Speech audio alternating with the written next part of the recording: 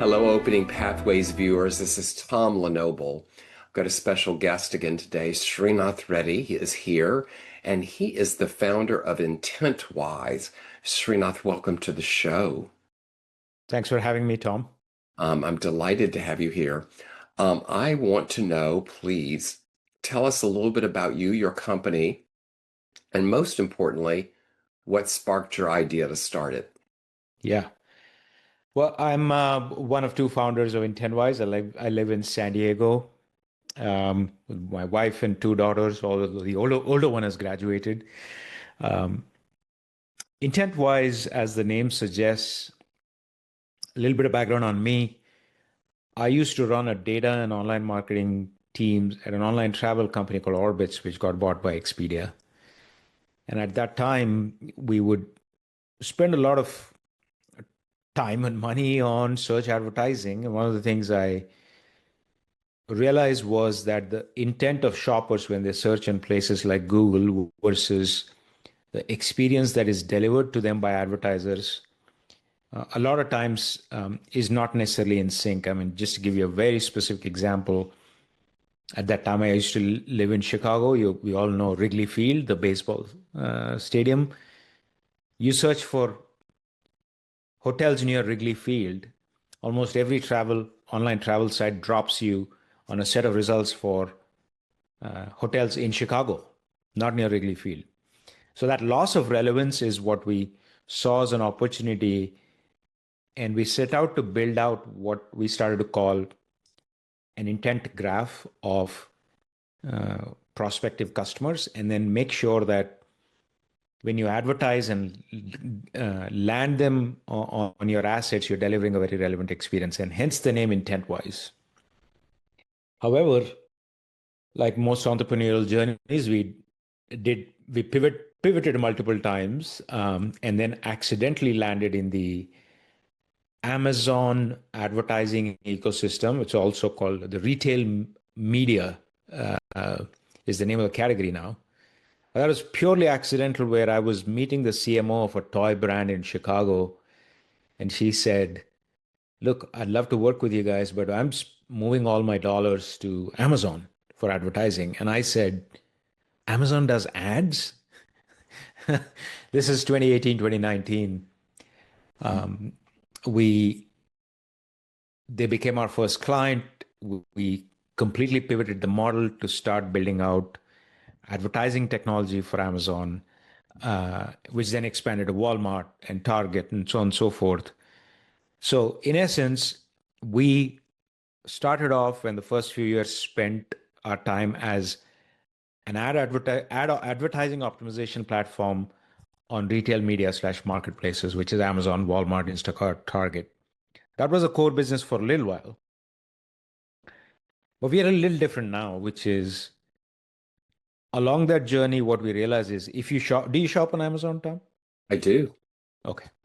So I don't know if you ever thought about what got you to buy a certain product. Um, but there's a lot of factors at play. When will it get delivered?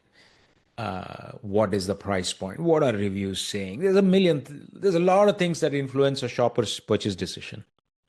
It isn't just the ad. The point being, advertising performance is influenced by so many different factors to the point where today most brands, when a particular product in their portfolio is underperforming or outperforming, it's hard to understand why, because it's dependent on so many signals. I'll give you a interesting example that happens all day long. If you're a brand that is selling on Amazon and you're also selling on Walmart, if Walmart drops the price, Amazon's price matching algorithm immediately matches the price. And if that price is below a certain threshold where Amazon is not making money, the product is suppressed from advertising, suppressed from many things. And the brand is here trying to figure out what went wrong here. So that is the problem we are now after. So we now are a commerce observability platform where we are helping brands and agencies with understanding what happened, when, where, and why, and then helping them take the next best action and in the process, optimize the performance of their entire product portfolio on these marketplaces. Wonderful. Now we're going to shift gears from knowing about your company to knowing more about you. So I'd like to know what I've learned is that many of us that we reach what we're doing today had some influence when we were very young. Someone had an influence on us that has to do with how we ended up in life. Who was that for you? Great question. It's probably a couple of different people at different stages.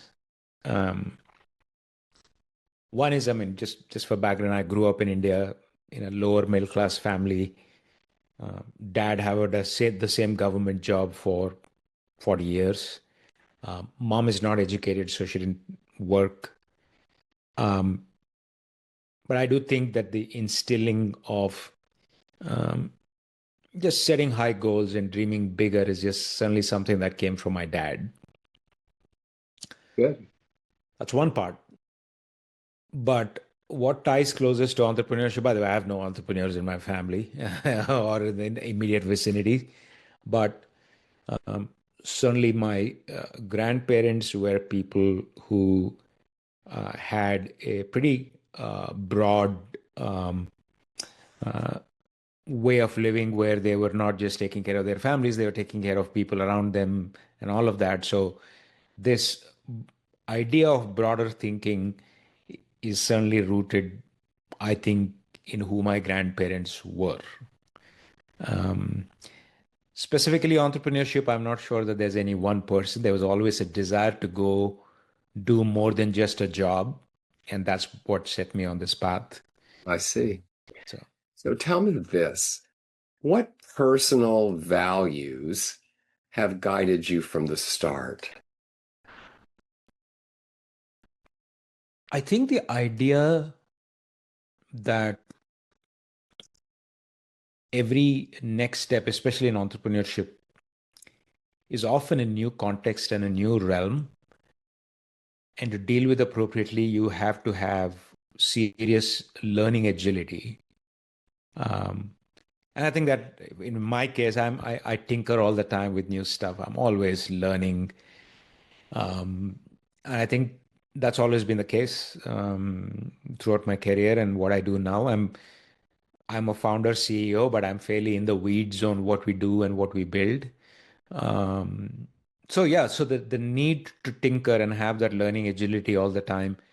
And frankly, I am not a big fan of projection of certainty around anything. Um, I see that sometimes from people, but I just like be a student of the path you're on and just keep learning all the time. That's that I would say. I love it. A student on the path. Yes. So tell me this. Um, on this journey with Intentwise, did you ever doubt your vision? Oh, all the time. I think the there's a lot that gets talked about and written about entrepreneurship. Often it centers around big successes like a money raise or an acquisition or whatever. Um, I'm of the view that the the most prized asset for an entrepreneur in their minds is the clarity of the path forward. And it doesn't sit around in abundance all around you all the time. In fact, I think our quest is always to seek that clarity. And when it comes, it's actually very satisfying. So to answer your question, that question comes up all the time now. Is it as foundational as, oh man, why did I start this process? Not at all. I enjoy the journey. Um, but given the market context we live in with so much change, there's always a questioning of, is that the vision we want to go after? Is that a uh, path that where there's a long-term moat? And that's a constant set of questions that certainly I and my co-founder and some team members are thinking about all the time. Where I sit, I don't think I've ever doubted the path to go down this path. Good, good. I'm curious if back in the Orbitz days, which I remember well, if someone was watching you back then, what would surprise them most about you today? I would say the number one thing is just how vocal I am on social media. I'm the, you know, just the background and whether it's cultural or experiences, people wouldn't take me for a person that who's out there speaking, producing content, doing videos, doing a podcast like this all the time. They wouldn't think of me that way. I'm in a different place now. In large part, it's necessity that drove it. The idea that we are a SaaS company that has not raised institutional capital. So how do you build demand? And so the only way I saw was to put ourselves out there and build a brand. Uh, and that has helped us a lot. I don't know that someone looking at me 10 years ago or knows me would expect me to do some of the things I do today. Yeah, I love this. How did you find your first real traction with customers when you started at Intentwise? How was that process? I think what's interesting in our case is if I looked at a lot of companies around us, they are like an ex-Amazoner or some Amazon connection, or they are in Seattle and all of that. And we honestly had none of that. And so that was a bit of a hurdle. Also, for all practical purposes, we were first-time entrepreneurs. So we're making some, call them mistakes or what have you. I think, um, I mean, we started to go to some key conferences and talk about why we are different, what is unique about us. And that's where I think we started to get some traction. I remember putting a post out about a very specific problem that our prospects had, and nobody was really solving it well. And I think I had about 20 uh, signups from just that one post out on LinkedIn. And some of those 20 are still customers, 6.5 years later. Um, so I think I can't quite remember if it's any one thing, but it's just being articulate about how we are solving problems that are currently pertinent, certainly through social media and at conferences, was certainly our first pathway to starting to sign on some customers. What have you learned about leadership? What's your style of leadership, and what have you learned about building leadership beneath you? Yeah, great question. Like I said, I think I'm still a student of it. There's a lot of things I think about. I mean, we started with two people. We are at about 80 people, much bigger than where we started, but we still have long ways to go. Um, Honestly, it's been a journey of lots of introspection and learning and all that. And I'll tell you what comes naturally to me. A, I don't have a lot of, uh, I don't put a lot of credence or importance to titles. B, I want to inculcate a very flat structure and let the merit of the idea from a person get the importance as opposed to who it is coming from. And see that thing about learning agility, and I certainly demand it from people around me, where I'll tell you my red flag when I hire someone, my red flag in the first 30 days is when they don't ask me anything. That's a real problem. In fact, consistently, where things have not worked out often is because people are not asking enough and not being curious enough. Um, and so for me, ask questions, learning agility, stay humble, don't worry about hierarchies, um, moving fast. These are all some things I look for, and certainly I practice. Um, and so, yeah, I mean, it's not the more the difficult problem. I think the more challenging aspect of this is I always wonder, like, how do the likes of Amazon, or get their hiring practices right at such large scale? And I feel like I don't think we have this button down at the tiny scale that we are at. So while I have these ideas of what's important, how do you tease that out before you hire someone is a hard problem. Hmm. And It, we are working on it. yes, it is a hard problem because sometimes I've noticed, I'm not saying you, but I've certainly noticed in my career of people that hire out of desperation. There's a need for something, and they hire without either just only on gut, which I believe gut is good, but there's so much more to it. And I like to tell people hiring out of desperation, whether it's a week, a month, or a year, you're going to clean it up at some point, and that cost of that is very, Sure. very, very high. And I think when you're a scale like Amazon, you can make more mistakes because you just have more people to cover your tracks in the mistake that you made. Not so much for a startup where every hire is critical. Which leads me to my next question. When the stakes are high, how does Srinath make decisions? Great question. I think, and apparently Bezos had a little bit of a framework for this, which I think makes a lot, Jeff Bezos, I mean, and makes a lot of sense. Obviously, there are decisions you can unwind and decisions you can't unwind. Uh, I take my time with those that I cannot unwind. I'm not in a hurry to do anything quick around those. I also tend to move really fast on stuff that I can unwind so we can, you know, ideally, a lot of decisions I'm definitely of the try in a small capacity and then go expand out further. But there are some decisions that um, that I've had to take that they're impactful, and there's not a lot of time to test and all of that, and that certainly had boiled down to intuition, and in the case of hiring, some reference checks.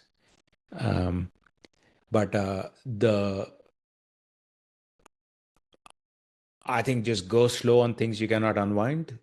Yes. Start small and go big on things you can unwind, but move fast. Um, and then I think gut feel does have a big role to play in the scale and the position I'm at. So that has definitely been a big factor as well. And I've been wrong on some of those. Yes, yes. I think gut feel is one of those things it's important to verify that gut feel. I Yes. can remember when I would be sent in by boards to startups and as either the VP of HR or the COO with their perceived problem, which was rarely the problem. And I would walk in the door and could smell what was going on, but I had to prove it. And Yep. I think reference checks is a whole nother animal unto itself because I've learned over the years so many people can game reference checks and doing reference checking as an art to itself, I think. So, Yeah. I remember one reference call where I was providing a reference to a CEO of a startup. 45 minutes in, I felt like I interviewed for a job. So, and I thought that was good. That's a good practice. yeah, yeah. So Yes, yes. So I got this question for you now. Technology is perceived anyway as racing really fast ahead of us, which I think it has been all along. And with AI, there's all this somewhat controversy of the one side of the extreme is I'm not going to use it and I'm going to put my mm, heels down and I'm not doing it. And I happen to believe those people will easily be left behind. And The other is I just read an article the other day where people are demanding AI in their company without even a strategy as to why, just so they can say they use AI and everything in between. But in this time of this happening, my question is, how do you balance new innovation with sustainability? How do you keep up with the latest and greatest while keeping the lights on? Yeah, a great question. I mean, like I said earlier in the conversation, I am a tinkerer, so with all this new stuff, I go play with them. Um, and generally, what happens, and if you do that well enough, I think there is a certain intuition you develop. I'm also talking to people who know that topic very deeply and getting their perspective as well. And I've consistently found that with all these new things, I forget the no law, Amara's law, the one that says you overestimate the impact of test technology in the short term and underestimate it in the long term. And I feel like it just plays out every single time. And I'm seeing this happen with AI as well. I think, um, and so very simply put, a lot of tinkering, but developing a deeper point of view than reading the headlines on social and whatever, like, but just really deeply understanding what is possible versus not. And it's so true. Like, let's talk about Gen AI. Most people I speak with either overestimate certain aspects of what it can do and underestimate certain aspects of what it can do, right? And you don't want to be in that position. So you just really want to have a objective, neutral sense of what stuff really is. A lot of that can be very logical and it'll come out of playing with things and seeing for what it is. But some of that is gut feel as well, right? Yes.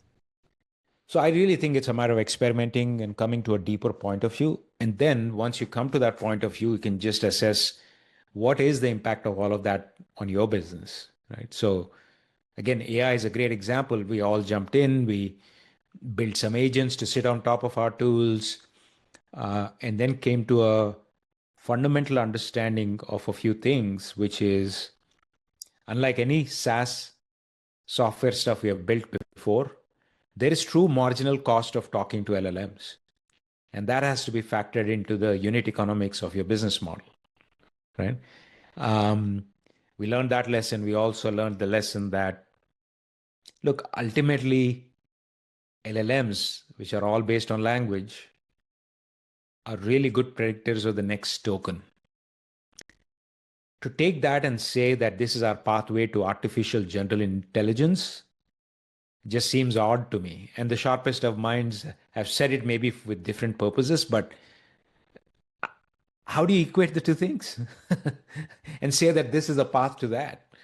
So, but that being said, because they are language models, anything around language has gotten a lot better. And there couldn't have been a better use case than, for example, software development to be completely disrupted, right? So I think getting to that deeper understanding. And then the last thing we have learned about LLMs is like, again, they are predictors of next best token. They don't truly understand your domain. Uh, so how do you get domain knowledge internalized into systems which can then help leverage LLMs to get smarter and automated about a lot of decisions is something we are thinking about.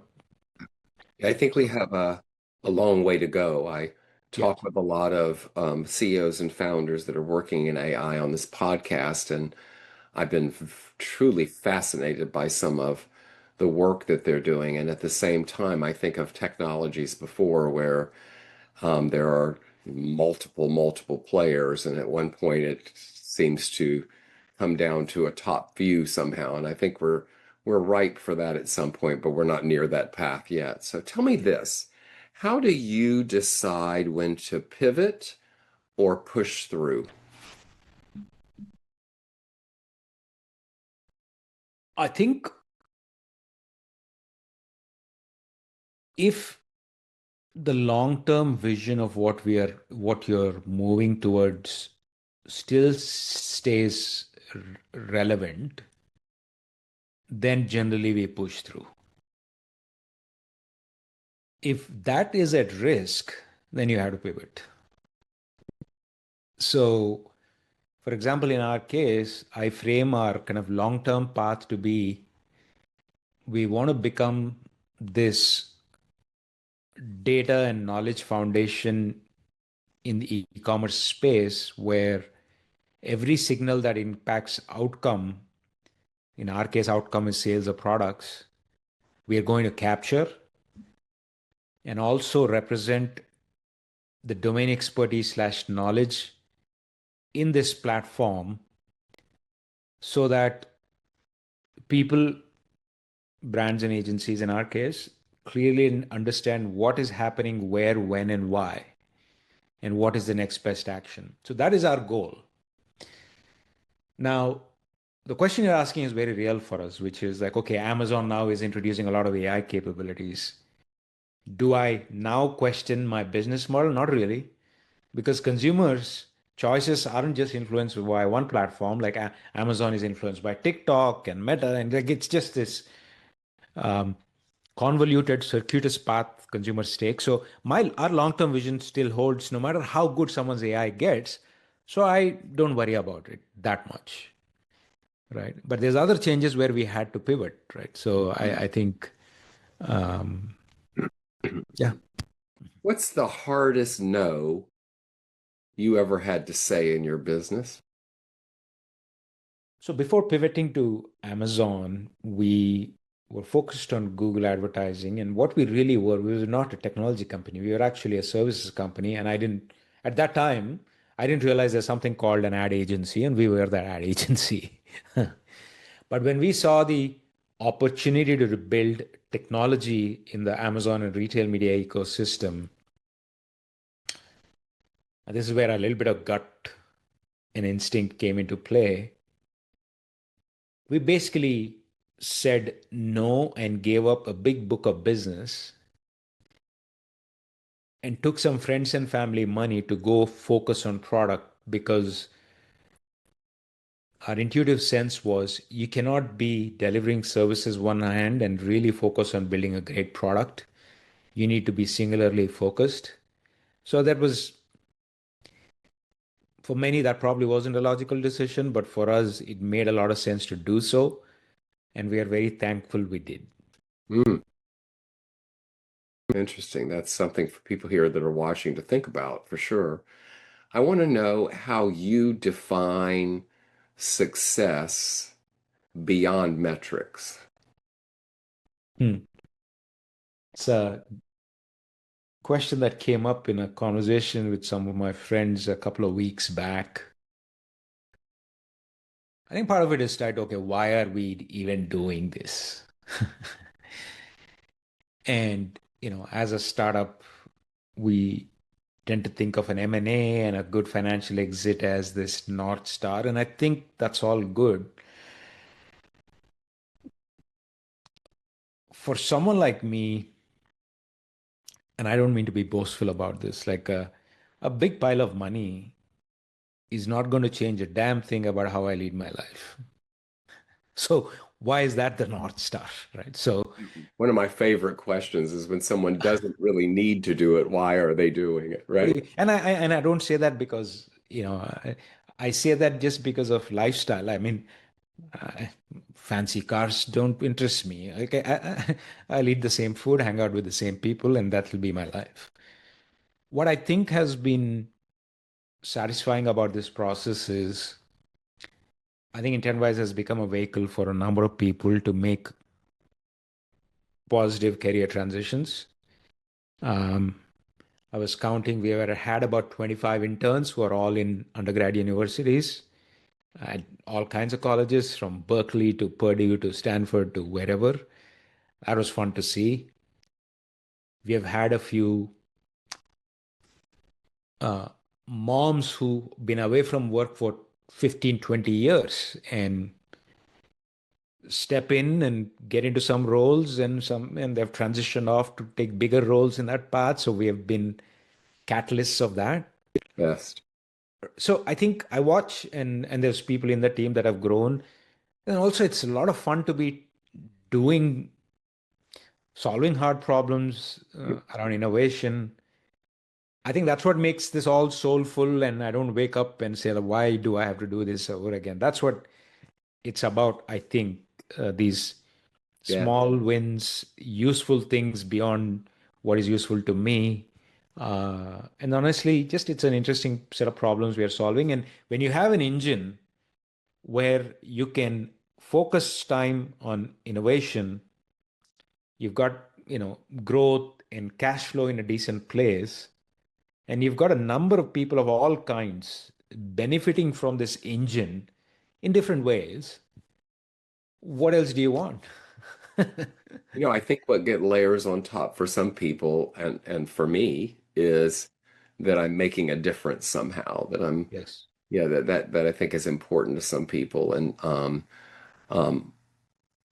but I think And we it's, all have different motivations for sure. I also think um, a friend of mine said, like, entrepreneurship is a path that shines the brightest light on all your weaknesses. And it couldn't be more true. That's the truth. Yes. And so it's like every day, at least for me, I have to contend with stuff I know nothing about. And that's fun. Yes, it is. I have a question coming up about that too. I want to know what impact you are most proud of, but I want to know it not publicly or professionally, personally. What impact are you most proud of?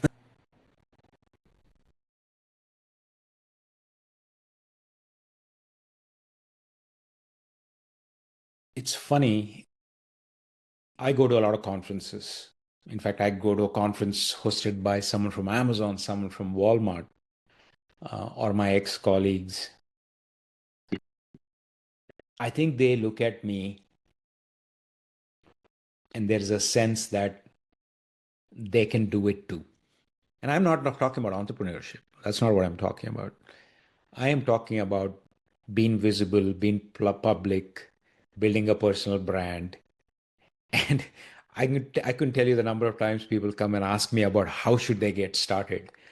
I even did a Zoom call with my family members about how to build a presence for yourself professionally.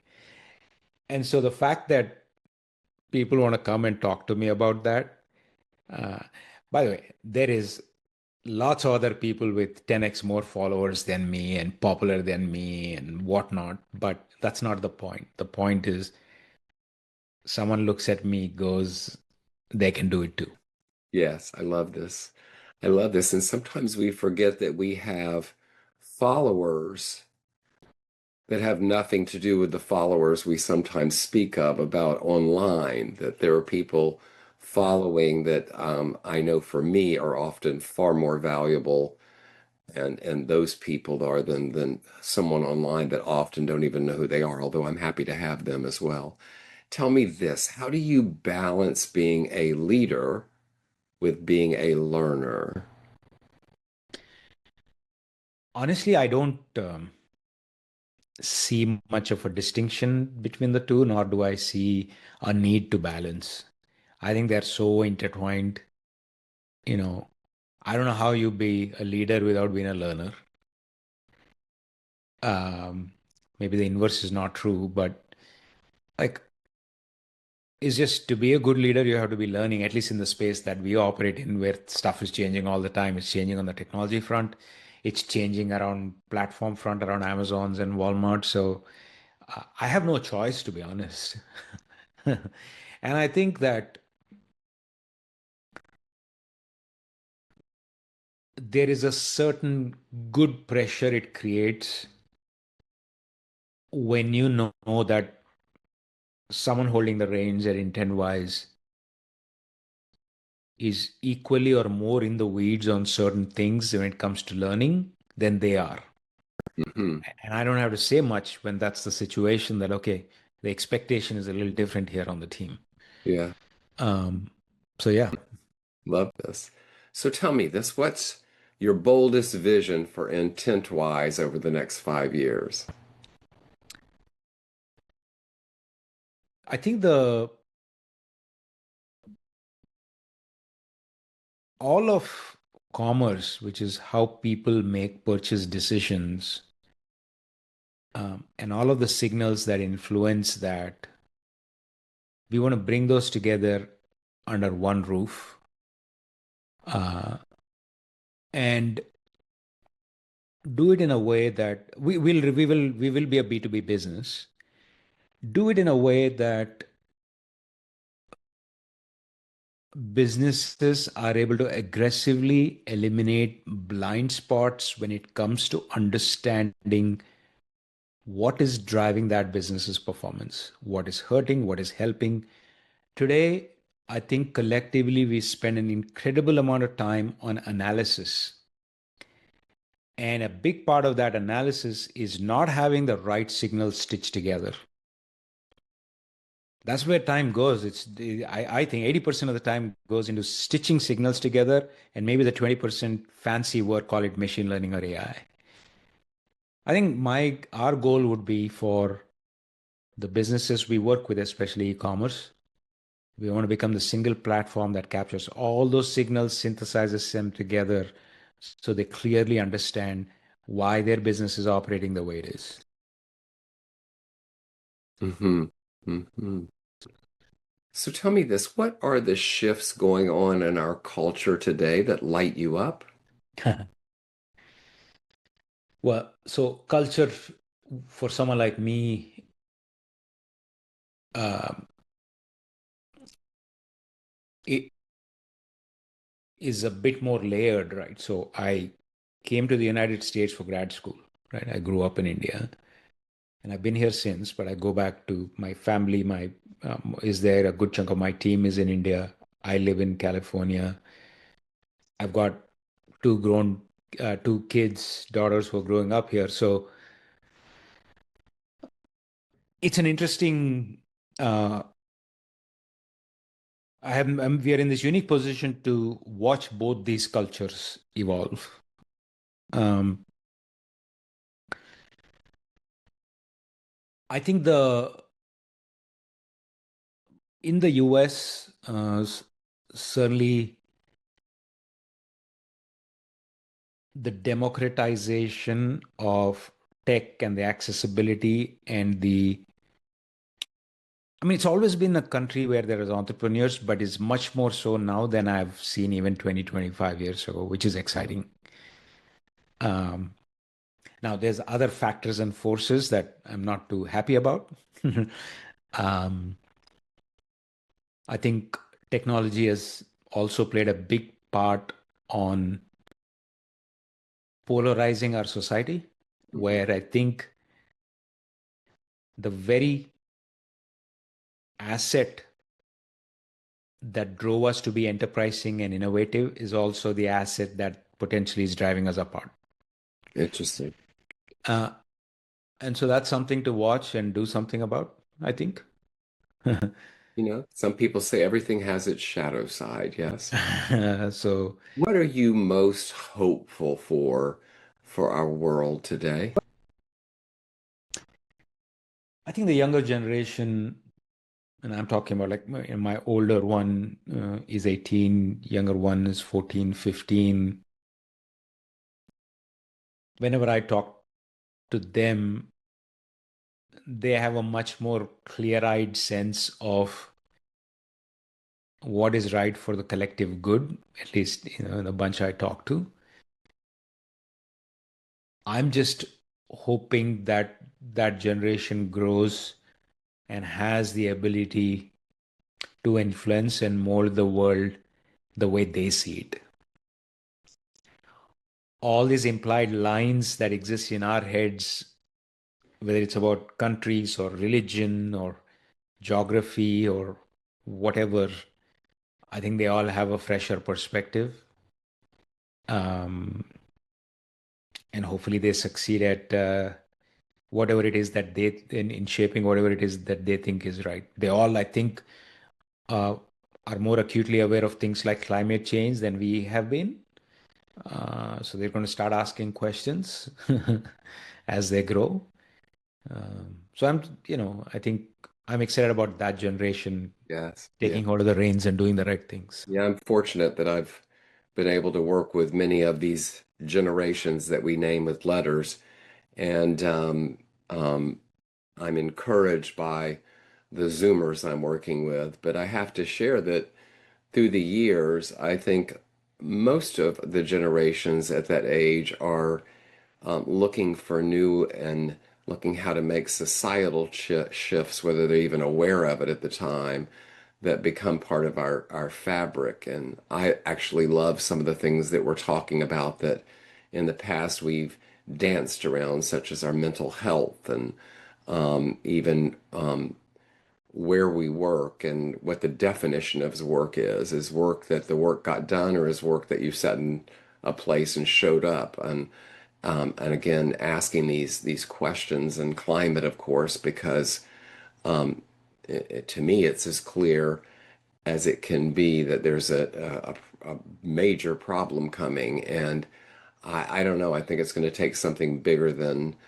well, I all say do something, but it's going to take bigger to slow it down. But that's a different podcast. I've got it's a different podcast for us. So I have a question for you, my final one today.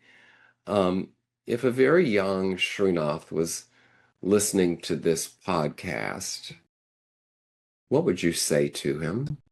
I think it's almost an obligation to step out and be part of a larger ecosystem with your time, whether that's family or friends, or even if you're doing a job, be much more proactively involved in the ecosystem you're part of versus that one job and one desk and whatever happens in your house and that's it. And it's so easy to get very, very insular. And the entire system is designed to accelerate that. But there's a lot of good that happens when you step out. Yes. But the mere fact of stepping out and being visible changes the opportunities that come to you. I mean, the fact that you and I are talking is only happening because of exactly that. Otherwise, there's no reason for you and me to talk. So true. And in these little boxes, no less, right? Exactly. So step out of the box. Everything around you wants to put a box around you. You don't have to comply to that. Step out in every which way. I mean, call that cousin that you never talked to, or go to a conference that you never went to. Yes, yes. So that would be my. Yes, thank you, Srinath. You know, I came from a very, very small town and I went back for a high school reunion at one point, and the people that were there, literally 80 to 85% of the people had never set Left town. foot out of this small town. In fact, some of them lived 20 blocks from each other and hadn't seen each other in those 20 or so years. And I remember thinking of trying not to judge it as much as thinking of, hey, there's a lot more out here to check out, right? And I'm so grateful that I did. Srinath, thank you for being on Opening Pathways today. Sreenath Reddy, the founder of Intentwise. Please tell us where we can find you if you are interested in us finding you. Actually, LinkedIn is the best place. Just search for Sreenath Reddy. It's spelled Sreenath. And of course, my email is Sreenath, my first name, at intentwise.com. Wonderful. Thank you for being on Opening Pathways today. Thank you. Thank you for having me. Great conversation. And to my viewers, this is Tom Lenoble, and I'll see you next time.